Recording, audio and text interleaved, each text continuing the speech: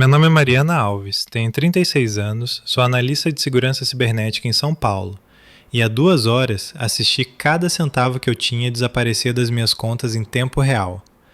Uma notificação após a outra explodia na tela do meu celular enquanto eu terminava um relatório tarde da noite na mesa da cozinha. A luz azul do meu laptop refletia nas tigelas vazias na pia. No começo, pensei que fosse um erro do sistema.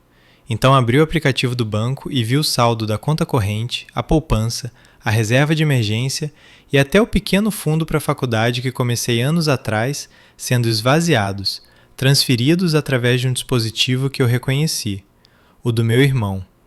O mesmo irmão que eu salvei do despejo uma vez.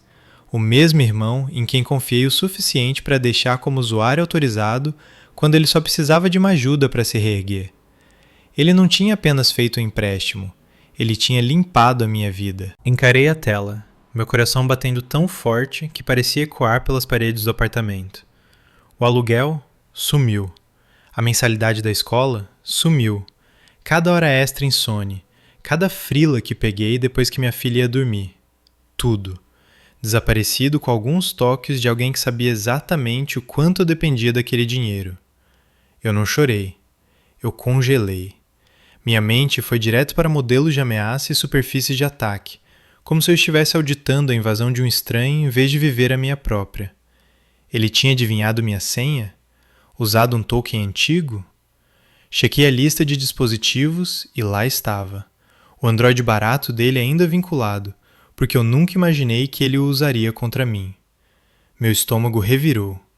Eu fui a idiota por acreditar que família era uma exceção segura às regras que eu aplicava para todo mundo? Atrás de mim, uma cadeira arrastou. Minha filha de 10 anos, Bia, entrou na cozinha com meias nos pés, esfregando os olhos. Ela olhou para o meu rosto, depois para a tela iluminada com avisos vermelhos e saldos negativos. Por um segundo, ela apenas encarou como se estivesse fazendo algum tipo de cálculo que só ela entendia. Então ela endireitou os ombros com uma certeza feroz que não combinava com seu pijama da Mônica e disse: "Mãe, não se preocupa, eu resolvi." Meu cérebro entrou em curto-circuito. O que uma criança de 10 anos poderia ter resolvido no meio de uma emboscada financeira como essa? Antes de eu contar o que ela realmente fez e o que meu irmão gritou ao telefone 2 dias depois, me diga: que horas são aí onde você está e de onde você está assistindo? Quero ver até onde a traição de uma família pode viajar. No segundo em que as palavras saíram da boca dela, senti meu cérebro profissional colidir com meu cérebro de mãe. No centro de operações do trabalho, quando um estagiário diz: "Não se preocupe, eu consertei", meu primeiro instinto é perguntar o que eles acabaram de quebrar. Em casa, olhando para o rosto pequeno e sério da minha filha, tudo o que eu queria era protegê-la da bagunça que o tio dela tinha despejado sobre nós. "O que você quer dizer com 'eu resolvi'?" Perguntei o mais calmamente que consegui. Ela subiu na cadeira ao meu lado, balançando as pernas como se fosse apenas mais uma noite comum, não um momento em que nossas vidas tinham sido financeiramente decapitadas.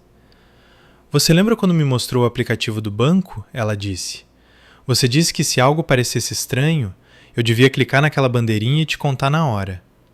Ela pegou meu celular com uma confiança que deveria pertencer a alguém com o dobro da idade dela.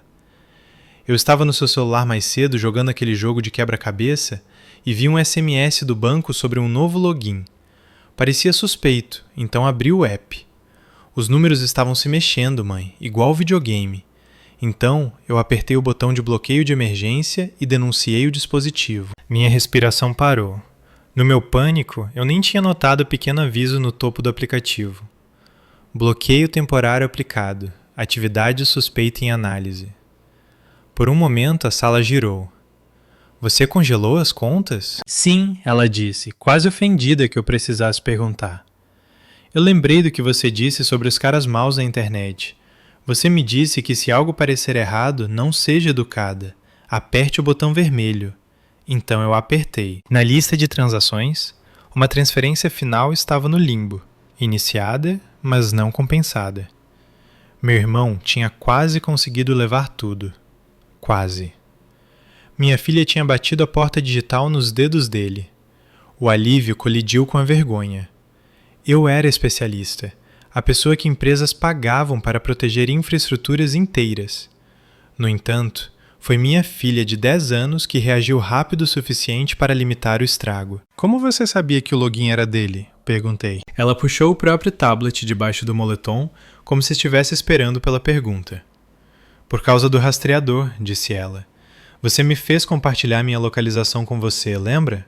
Você também compartilhou a sua e a do tio Bruno comigo quando fomos ao parque de diversões. Você nunca desligou a dele. Quando a mensagem do banco apareceu, eu olhei no mapa e o ponto dele estava piscando num motel de beira de estrada perto de Guarulhos. Você não estava lá, ela deu de ombros, como se geolocalização básica fosse apenas dever de casa. Imaginei que alguém estava fazendo algo ruim. Minha filha, Bia, abraçou os joelhos na cadeira. A gente vai ficar bem? Ela sussurrou. Eu não ligo para as coisas, mãe. A gente vai ter que se mudar? A pergunta cortou mais fundo do que qualquer saldo zerado. Nós vamos ficar bem, eu disse, forçando cada palavra a soar como uma promessa e não um desejo. Ele tentou levar tudo, mas te subestimou, e definitivamente me subestimou. Eu a puxei para um abraço, minha mente já mudando para o modo de investigação. As pessoas na internet sempre falam sobre cortar relações com parentes tóxicos, mas como isso realmente acontece quando seu parente tóxico tem seu CPF e seus dados bancários? Quando a traição vem de dentro de casa, você tenta perdoar depois ou garante que eles nunca mais possam te machucar? 2 dias depois, justo quando eu começava a acreditar que poderíamos sobreviver a isso apenas com hematomas em vez de fraturas, meu telefone acendeu com um número desconhecido e aquele tipo de timing que parece roteiro de filme. Eu estava no meio de uma videochamada com minha amiga e colega de trabalho, Carla, mostrando a ela os registros que puxei do portal do banco. Já tínhamos confirmado que a impressão digital do dispositivo correspondia ao Android velho que meu irmão se recusava a trocar, e rascunhamos um relatório de incidente caso eu precisasse pressionar o banco. Bia estava na ponta da mesa com seu caderno de desenho, criando quadrinhos da Supermãe e da Garota Segurança, chutando um vilão de desenho animado para fora de um cofre de banco. O número ligou de novo, insistente. DDD de São Paulo, mas não era um que eu reconhecesse. Mutei meu microfone. Espera aí, Carla, deixa eu atender isso. No momento em que atendi, meu tímpano foi agredido. Que diabos você fez, Mariana? Era ele, meu irmão Bruno. Sem oi, sem desculpas, apenas uma raiva crua e em pânico. Por meio segundo, ouvir a voz dele ativou a memória muscular. 2 adolescentes num apartamento apertado, dividindo miojo e prometendo que sempre cuidaríamos um do outro. Então o presente voltou com tudo. Ele tinha tentado roubar a sobrinha. Boa noite para você também, eu disse, minha voz mais gelada do que eu me sentia. Como está a vida em Guarulhos? Ele praguejou novamente, respirando como se estivesse correndo. Não faz joguinho, você congelou as contas. O banco está fazendo perguntas. O departamento de fraude me ligou. Estão falando em polícia. Você não tinha o direito. O direito de impedir você de drenar o futuro da minha filha? Eu cortei. A cabeça da Bia se ergueu ao ouvir a palavra filha. Então murmurei. Está tudo bem. E apontei para o quarto dela. Ela hesitou, depois desapareceu com o tablet fechando a porta suavemente atrás de si. Você usou o acesso que te dei anos atrás, quando eu era estúpido o suficiente para achar que família significava algo, continuei. Você achou que podia esvaziar tudo e desaparecer naquele motel com sua namorada. E você está brava porque eu te peguei? Ele soltou uma risada alta e feia que eu nunca tinha ouvido antes. Me pegou? Você acha que isso é sobre algumas transferências? Você não tem ideia de onde acabou de pisar. Você sinalizou essas transações, congelou as contas. Você bagunçou as coisas pra gente que não gosta que mexam no dinheiro deles. Você não ferrou só a mim, você ferrou a eles. Tem ideia do que eles fazem com quem atrasa pagamentos? Um calafrio desceu pela minha espinha. Quem são eles? Não importa, ele retrucou. Tudo que você precisa saber é que você vai descongelar as contas. Vai dizer ao banco que foi um mal-entendido, ou eles vão atrás de você também. De você e daquela garotinha de quem você tem tanto orgulho. A ameaça pousou com um peso frio e preciso. A antiga eu, a irmã mais velha que costumava livrar a cara dele e mentir para a mãe por ele, poderia ter cedido.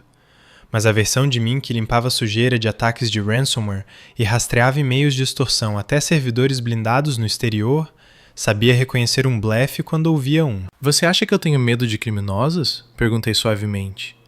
Eu passo minhas noites desmontando malwares que esses gênios mal sabem soletrar. A diferença é que eles nunca dividiram a cozinha da minha mãe. Você dividiu. E isso torna o que você fez pior, não melhor. Ele xingou de novo, mas dessa vez soou menos como raiva e mais como medo. Você vai se arrepender disso, ele sibilou. Você acabou de assinar sua própria sentença. Ele desligou. Minha mão tremia, mas não de pânico dessa vez, de clareza. Ele não estava ligando porque se importava com o nosso teto ou com a escola da Bia. Ele estava ligando porque minha filha de 10 anos tinha acidentalmente tropeçado em um fio de qualquer esquema em que ele tinha se enrolado. E agora seus parceiros estavam apertando o cerco. Desmutei meu laptop. O rosto de Carla preenchia a tela, olhos arregalados. Eu ouvi quase tudo, disse ela. Sinto muito. Não sinta, respondi. Ele acabou de admitir o suficiente para se incriminar se registrarmos isso corretamente. Passamos a hora seguinte documentando tudo. Os horários, os IDs dos dispositivos, as palavras exatas da ameaça dele enquanto ainda estavam frescas na minha mente. Então Carla se inclinou para a webcam. Olha, você sabe, eu dou consultoria para aquela força-tarefa de crimes financeiros, disse ela. Se seu irmão está usando sua identidade ou suas contas como parte de um golpe maior, eles precisam saber. Você está pronta para isso deixar de ser um drama familiar e virar um inquérito policial? Olhei para a porta fechada da Bia, onde uma fresta de luz escapava por baixo. Pronta? Não. Mas já tínhamos cruzado a linha onde isso poderia ser resolvido com um pedido de desculpas culpado e um plano de pagamento? Com certeza. Se dizem que o sangue é mais grosso que a água, eu disse. O que significa quando é o sangue que está envenenando o poço? Sim, me coloque em contato com quem você confia. Se seu irmão esvaziasse suas contas, ameaçasse sua filha e depois te culpasse por se proteger, você ainda o chamaria de família? Ou finalmente o trataria como qualquer outro criminoso que você já denunciou? Naquela noite, depois que Bia adormeceu, abraçada à sua capivara de pelúcia, sentei-me à luz dos meus 2 monitores, uma caneca de café frio suando perto do meu cotovelo e virei minhas ferramentas profissionais contra minha própria vida. Carla tinha me conectado com o contato da Delegacia de Crimes Financeiros, uma mulher chamada delegada Vanessa Rocha, que não podia me aconselhar oficialmente ainda, mas tinha fortes sugestões sobre preservação de provas. Documente tudo, a delegada Vanessa tinha dito numa videochamada instável. Prints, registros de chamadas, e-mails. Não confronte ele diretamente de novo, a menos que possamos coordenar. E Mariana, isso não é culpa sua. Vemos esse padrão o tempo todo. Fraude que começa como empréstimo de pessoas conhecidas. Eu queria argumentar que o crime cibernético deveria ser linhas impessoais de código, não alguém roubando o fundo de faculdade da sobrinha. Em vez disso, abri um novo cofre criptografado e comecei a arrastar minha vida para dentro dele. Enquanto os downloads rodavam, abri o caderno de desenho da Bia. Naquela tarde, ela tinha empurrado o caderno para mim com um sorriso tímido. Fiz um quadrinho novo, ela disse. Cada página mostrava 2 linhas do tempo. Na esquerda, painéis coloridos do tio do passado, aquele que uma vez nos ajudou a mudar para nosso primeiro apartamento seguro, que ensinou ela a virar ovos na frigideira sem quebrar a gema. Na direita, o tio atual, olhos sombreados, entrando sorrateiramente num cofre de banco enquanto pequenos alarmes de desenho tocavam. Embaixo, ela tinha escrito em letras de forma: as pessoas podem mudar, às vezes viram vilões. Eu tinha rido na hora, em parte para me impedir de chorar. Agora as páginas pareciam evidências que eu não tinha percebido o que estava coletando. Por impulso, tirei fotos dos desenhos e salvei no cofre também. Não eram legalmente úteis, mas capturavam o que tinha sido roubado e que nenhuma restituição poderia comprar de volta.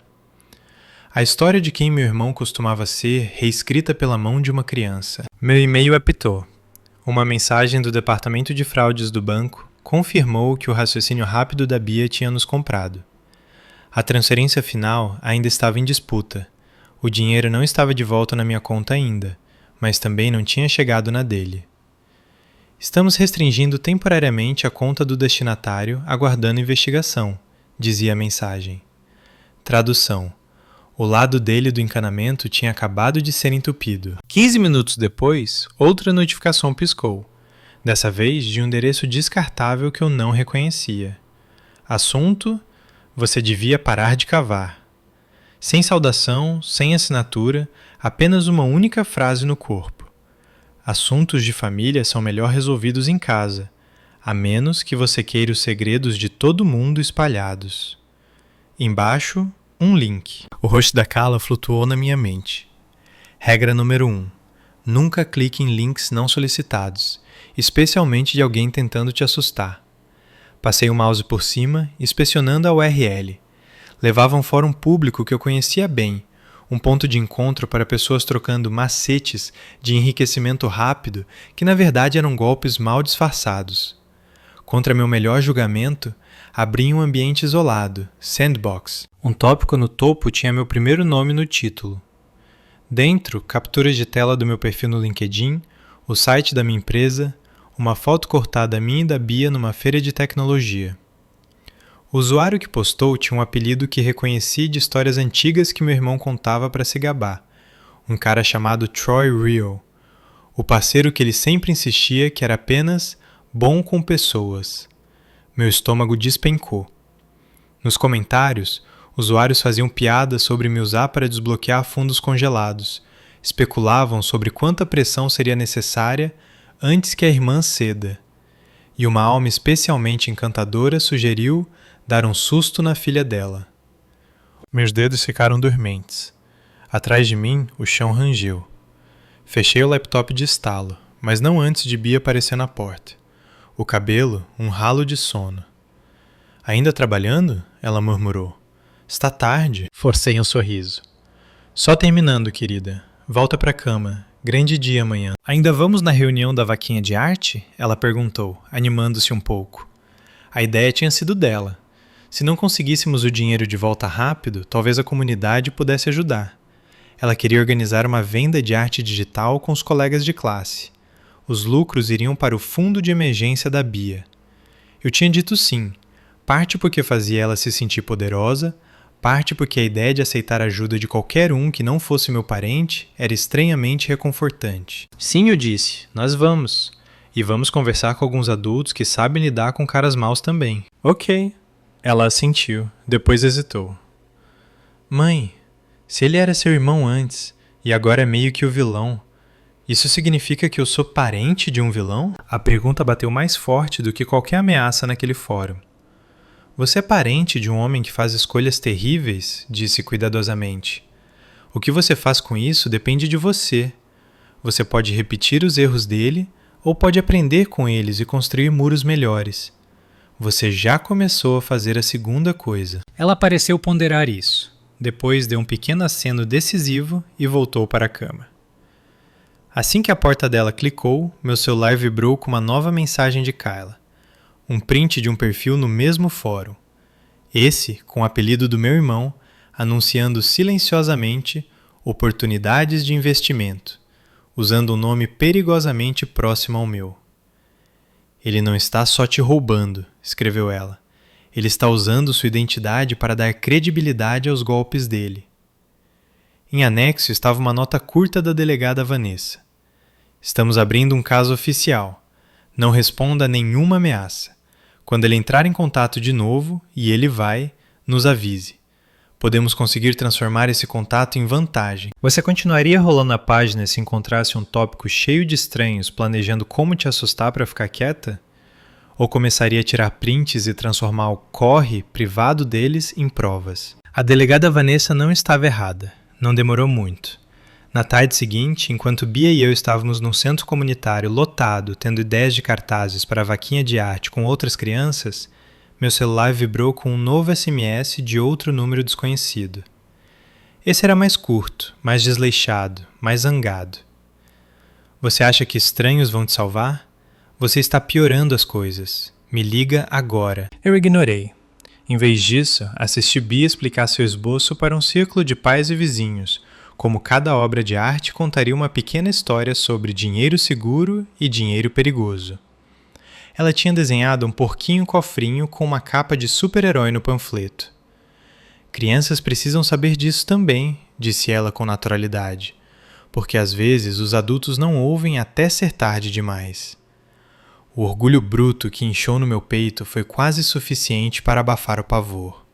Quase. Depois da reunião, enquanto íamos para o carro, um homem saiu da sombra de uma figueira perto do estacionamento. Meu corpo ficou tenso, mas então reconheci o rosto de fotos granuladas que meu irmão tinha me mostrado uma vez num celular antigo. Tiago, ex-amigo, cúmplice ocasional, o cara que tinha saído dos esquemas deles arranjando um emprego fixo num armazém. Mariana, ele chamou baixinho, mãos levemente levantadas, como se quisesse mostrar que estava desanimado. Não surta. Eu te mandei mensagem mais cedo. Achei que você não responderia, então vim aqui. Todo instinto gritava para eu pegar a Bia e correr.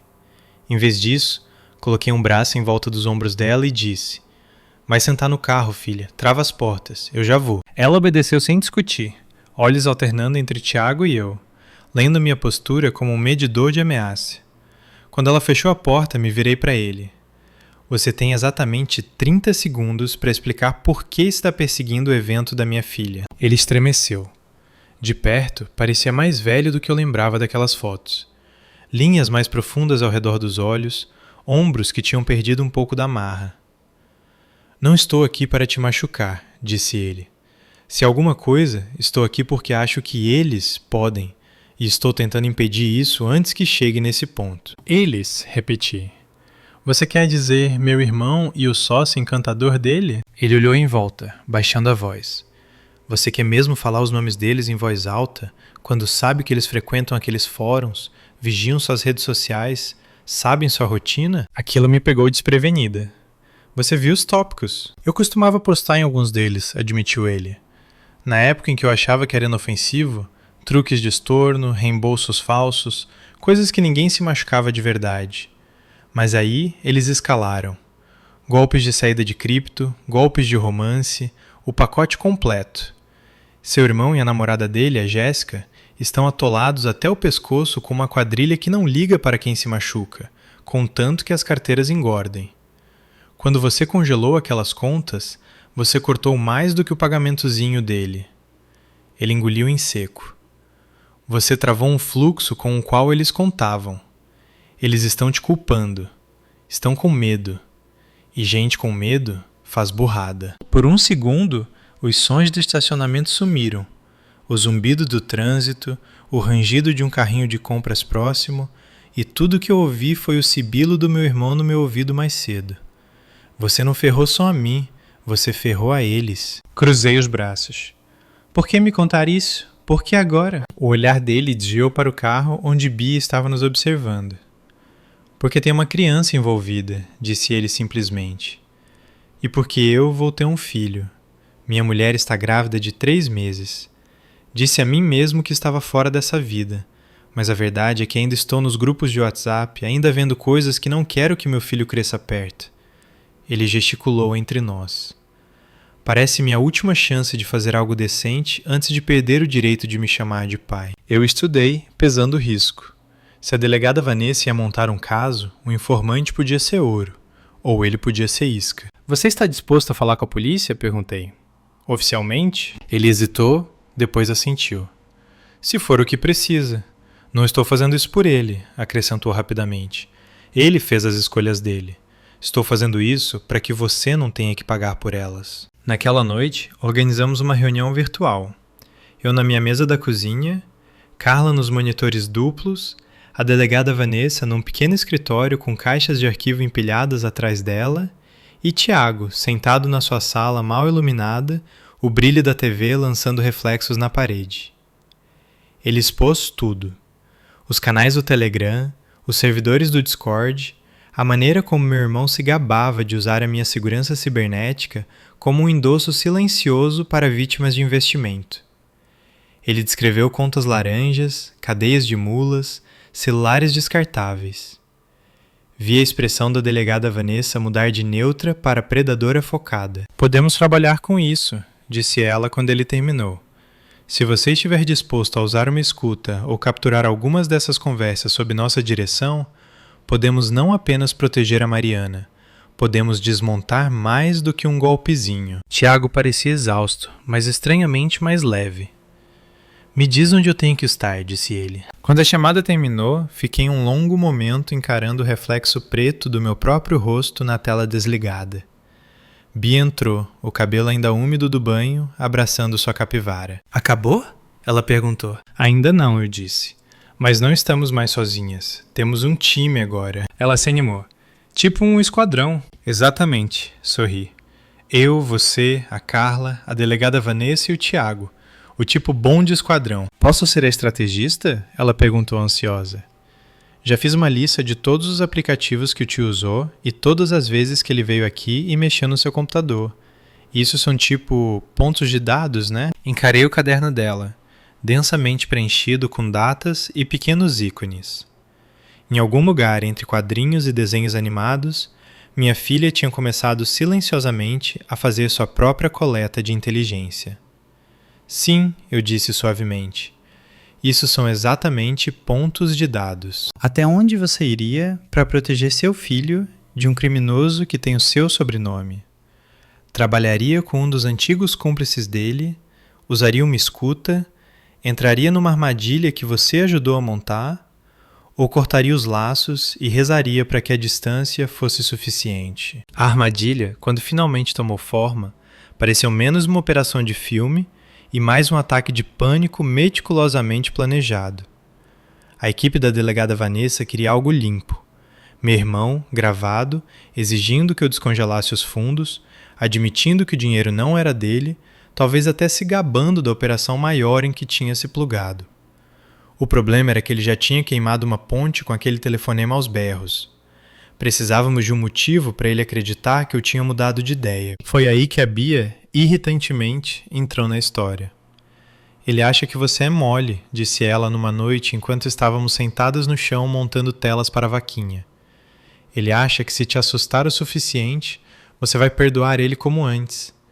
Então, se você ligar e disser que está com medo agora, ele vai acreditar. Dou ouvir meu histórico de facilitar as coisas resumido tão perfeitamente por uma menina de 10 anos. Também não estava errado. Com a delegada Vanessa ouvindo numa linha segura e o gravador de chamadas rodando, eu disquei. Ele atendeu no segundo toque. O que você quer? Ele retrucou. Injetei um tremor na minha voz que não precisei fingir inteiramente. Você estava certo, eu disse. Isso é maior do que eu pensava. Eles, quem quer que sejam, me mandaram mensagens. Eles sabem onde eu trabalho. Não consigo dormir, fico pensando nela. Deixei minha voz falhar na última palavra. Não posso deixar nada acontecer com a minha filha. Ele exalou, o som quase presunçoso. Te avisei, você não dá conta disso. Talvez, eu disse, mas falei com o banco. Pode haver um jeito de consertar. Se você me encontrar, assinar os formulários, podemos dizer que foi um mal-entendido. Conta conjunta, erro administrativo, qualquer coisa. Eles gostam de histórias arrumadinhas. Eu quase podia ouvir a ganância dele guerreando com a paranoia. Encontrar onde? Lago do Ibirapuera, eu disse. A pista pública perto da escultura é grande. Muita gente. Luz do dia. Não vou a lugar nenhum estranho. A delegada Vanessa tinha insistido. Visível, lotado, câmeras em todo lugar. Menos risco para mim, mais dados para eles. Tá bom, ele resmungou. Amanhã, meio-dia. E Mariana, não tente nenhuma gracinha. Você não é a única que sabe fazer ligações. O dia seguinte foi uma daquelas tardes de São Paulo enganosamente bonitas. A luz do sol brilhando na água, corredores, famílias e ciclistas transformando o parque numa tapeçaria em movimento. Debaixo do meu moletom, um transmissor minúsculo estava quente contra minha pele, o fio colado cuidadosamente nas minhas costelas. Bia não estava nem perto do parque. Carla tinha levado para um coworking sob o pretexto de um dia de leve sua criança para codar, armada com pizza, vídeos educativos e instruções estritas para mantê-la longe de qualquer transmissão ao vivo que a delegada Vanessa pudesse estar monitorando. Eu ainda sentia a ausência dela como um membro faltando. Tiago estava sentado num banco a meio quarteirão de distância, fingindo rolar o feed do celular, um ponto eletrônico escondido sob o boné. Ele era nosso sistema de alerta antecipado.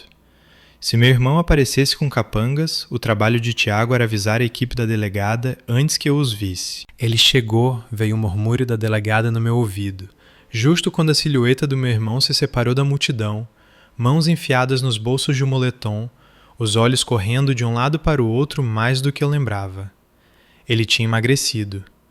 Ou talvez ele só parecesse menor agora que eu tinha parado de inflá-lo mentalmente como um garoto destemido que costumava ficar entre mim e os valentões da escola. Você tá com uma cara péssima, disse ele como cumprimento. O estresse não combina com você. Roubar da família não combina com você também, respondi. Porque mesmo com a escuta e cercada por policiais invisíveis, eu não consegui me segurar. Ele revirou os olhos. Vamos fazer isso ou não? Levantei uma pasta grossa de papéis. A delegada Vanessa tinha me ajudado a preparar. Formulários, cartas falsas do banco, peso burocrático suficiente para fazer a cena parecer legítima se alguém estivesse assistindo. Vamos, eu disse, mas preciso ouvir você dizer uma coisa primeiro. Por que você fez isso? Ele bufou. Sério? Você quer uma sessão de terapia no meio do parque? Me satisfaça, pressionei. Se eu vou cometer fraude por você, pelo menos quero a cortesia da honestidade. Ele olhou em volta, depois se inclinou para perto, baixando a voz. Porque eu estava cansado de viver no perrengue, sibilou. Porque você se deu bem, conseguiu seu emprego chique de tecnologia, seu apartamento legal e sua filhinha perfeita. E eu fiquei com bicos temporários e dívidas. Porque pela primeira vez, o universo me deu um atalho.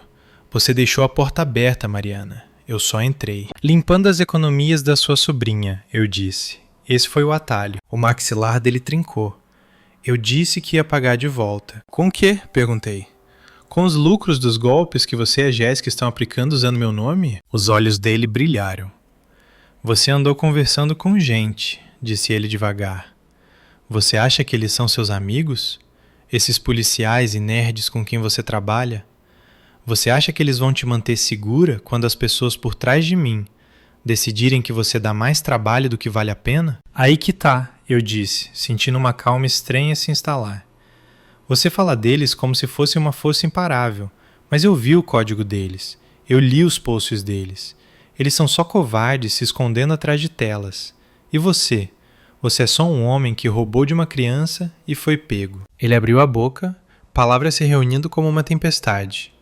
E foi aí que uma voz atrás dele cortou, afiada e trêmula. Ela tem razão.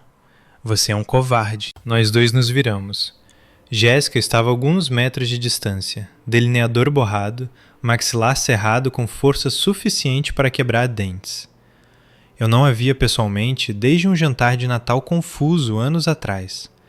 Agora ela parecia que não dormia há uma semana. O que você está fazendo aqui? Meu irmão rosnou. Você devia ter ficado no motel. E perdeu o show, ela rebateu. Por favor, eu queria ver se você ia ter a coragem de mentir na cara dela sobre pagar de volta. Você me disse que isso era só redistribuição de uma irmã que nem ia sentir falta. Você nunca disse que tinha uma criança. A culpa cintilou no rosto dele, depois endureceu. Você estava feliz o suficiente gastando os depósitos, disse ele.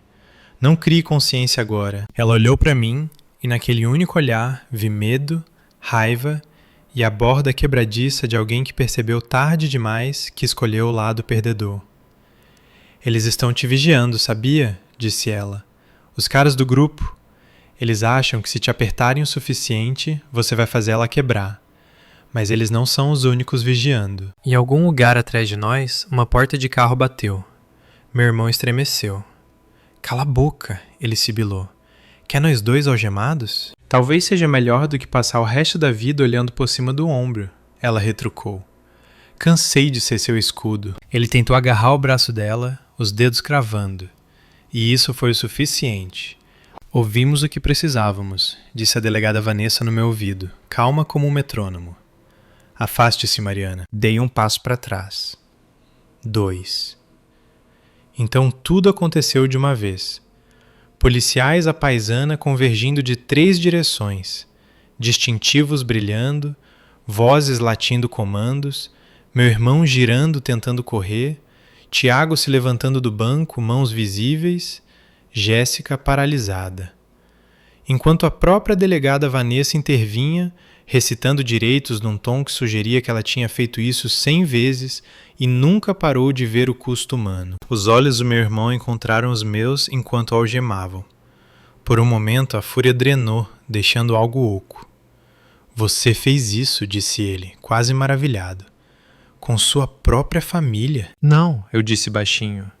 Você fez isso com você mesmo. Eu só impedi você de fazer pior. Ele gritou então. Não palavras, apenas frustração bruta. O som ecoando na água enquanto o levavam. Mais tarde, Bia assistiria ao clipe no noticiário e perguntaria por que ele gritou daquele jeito. Eu contaria a verdade, que às vezes, quando as pessoas finalmente encontram consequências que nunca esperaram enfrentar, não é o remorso que rompe primeiro. É a descrença de que as regras realmente se aplicavam a elas, afinal. Se você visse seu próprio irmão algemado, sentiria culpa por ser quem chamou o reforço? Ou alívio de que o ciclo em que você esteve presa a vida toda poderia finalmente estar se quebrando? Nas semanas que se seguiram, a vida não voltou magicamente para o lugar. Houve depoimentos, datas de tribunal, pilhas de papelada mais altas que a Bia, e longas noites onde eu sentava à mesa de jantar preenchendo declarações de vítima, enquanto ela fazia dever de matemática na outra ponta. A equipe da delegada Vanessa descascou camadas do golpe como a cebola mais feia do mundo. Não apenas minhas contas drenadas, mas dezenas de outras. Aposentados solitários, mães solteiras, até uma ONG que achava estar investindo fundos excedentes para retornos de alto rendimento. Quanto mais aprendíamos, mais difícil se tornava lembrar do garoto que uma vez dividiu seu último pedaço de pizza comigo. Na audiência preliminar, sentei atrás da barra com Carla de um lado e Tiago e sua namorada grávida do outro. Jéssica testemunhou também, voz trêmula, mas firme, descrevendo reuniões tarde da noite e instruções latidas através de apps criptografados por homens que nunca usavam seus nomes reais. Meu irmão evitou meu olhar, maxilar tão apertado que me perguntei se ele quebraria um molar antes que o juiz terminasse de ler as acusações. Roubo de identidade, fraude eletrônica, formação de quadrilha. Quando o promotor expôs como ele tinha usado minhas credenciais como uma âncora de confiança para atrair vítimas, algo dentro de mim finalmente se rompeu de vez.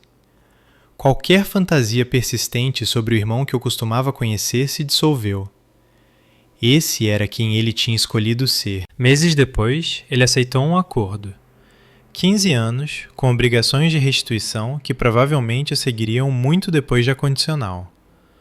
Sem desculpas dramáticas de última hora, sem confissão chorosa, apenas um acordo assinado e olhos desviados. O banco, sob pressão tanto de reguladores quanto da má imprensa, concordou discretamente em cobrir uma parte significativa das minhas perdas, citando falhas internas de controle de acesso.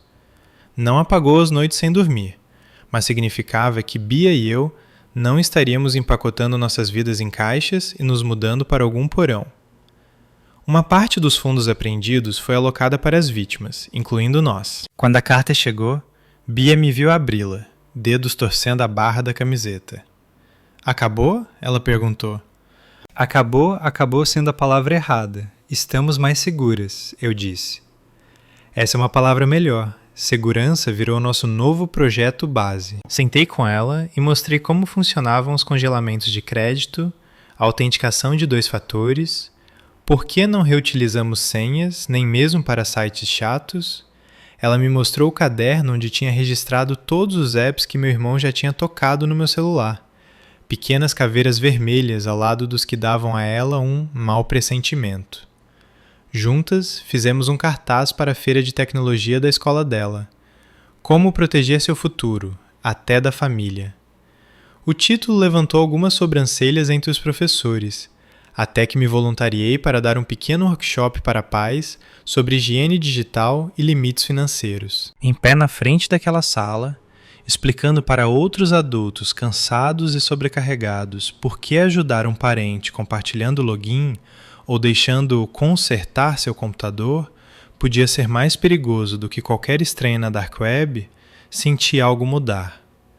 Por anos, eu tinha desenhado uma linha dura entre meu trabalho em segurança cibernética e minha vida pessoal. Como se as regras não se aplicassem em casa, porque o amor de alguma forma criptografava tudo. Agora eu sabia melhor. Amor sem limites não é segurança, é exposição. Uma noite, meses após a sentença, encontrei Bia na mesa da cozinha trabalhando num novo quadrinho. Esse mostrava nosso esquadrão alinhado em poses de super-heróis. Eu com um escudo de laptop, Carla disparando código como confete, a delegada Vanessa empunhando um distintivo gigante, Tiago segurando um bebê num braço e rasgando um cartão de crédito falso com o outro. De lado, atrás de grades feitas de uns e zeros, uma pequena figura sentada com a cabeça nas mãos. Ela tinha desenhado um balão de fala acima dele. Achei que atalhos me libertariam. Embaixo, em letras de forma. Mas a liberdade real não é construída na ruína de outra pessoa. Você acha que ele vai pedir desculpas algum dia? Ela perguntou sem olhar para cima. Considerei mentir. Talvez um dia, disse em vez disso. Mas não podemos viver nossas vidas esperando por isso. O verdadeiro pedido de desculpas é o que fazemos com o que aconteceu. Os muros que construímos, as pessoas que ajudamos para que não acabem onde acabamos. Ela assentiu, aparentemente satisfeita, e adicionou um último balão de fala ao lado da versão desenhada dela mesma. Limites não são maldade, são corrimãos de segurança. Mais tarde naquela noite, sozinho com meus pensamentos, rolei pelas fotos antigas. 2 crianças em roupas de brechó, encostadas uma na outra e rindo. Um jovem segurando uma Bia recém-nascida com orgulho aterrorizado. Um dia das mães em que ele lavou a louça sem ninguém pedir. Eu não as apaguei. Fingir que esses momentos nunca existiram não tornaria o último ano menos real. Em vez disso, criei um novo álbum e o chamei de Antes. O resto do meu rolo de câmera, as selfies no tribunal, as fotos da vaquinha, o cartaz de tecnologia, os quadrinhos da Bia, tornaram-se o depois. A linha entre eles não era limpa, mas era honesta. Família, eu aprendi, não é um escudo mágico contra danos. Às vezes é a fonte. O truque é aprender quando a lealdade é amor e quando é apenas medo vestido de obrigação. Quando alguém usa sua confiança como sua vulnerabilidade favorita, você tem todo o direito de corrigir a falha, mesmo que isso signifique cortá-los do sistema inteiramente. Então agora eu pergunto a você o que pergunto a mim mesma nas noites em que a casa está quieta e as notificações finalmente pararam. Quando o sangue te trai, qual é a verdadeira lição?